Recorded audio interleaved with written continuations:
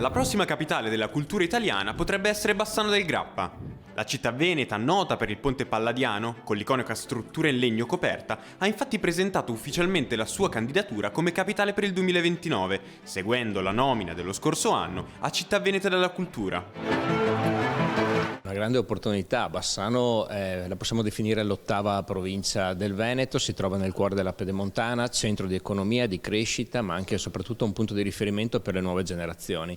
Infatti il nostro programma, il nostro obiettivo è creare una candidatura proprio basata sui giovani, quindi sulle opportunità da offrire alle nuove generazioni attraverso la riqualificazione di determinati edifici, ma anche dando la possibilità di farsi una vita all'interno della nostra comunità.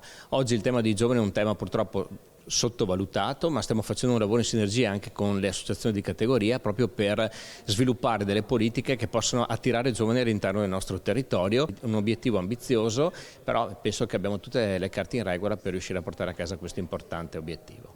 E da offrire a visitatori e cittadini, Bassano ha molto, dal più ampio patrimonio artistico al mondo di Antonio Canova a quello di Possagno, dai musei civici tra i più antichi della regione alla collezione pubblica di Jacopo Bassano e della sua bottega. Bassano del Grappa diciamo che da sempre è contraddistinta da una forte vocazione culturale.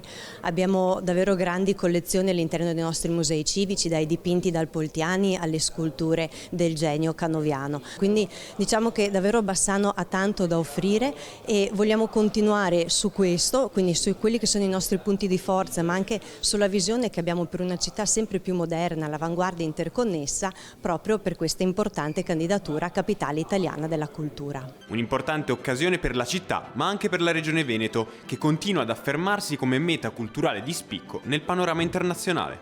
Una città straordinaria nel cuore della Pedemontana, meta di tantissimi visitatori, che continua ad investire nello sviluppo sostenibile, in nuovi spazi da destinare ai giovani, nella capacità di riqualificare l'esistente per guardare al futuro. Bassano, terra di storia e di cultura, è un laboratorio che guarda alle città del futuro e la regione del Veneto è orgogliosamente al suo fianco.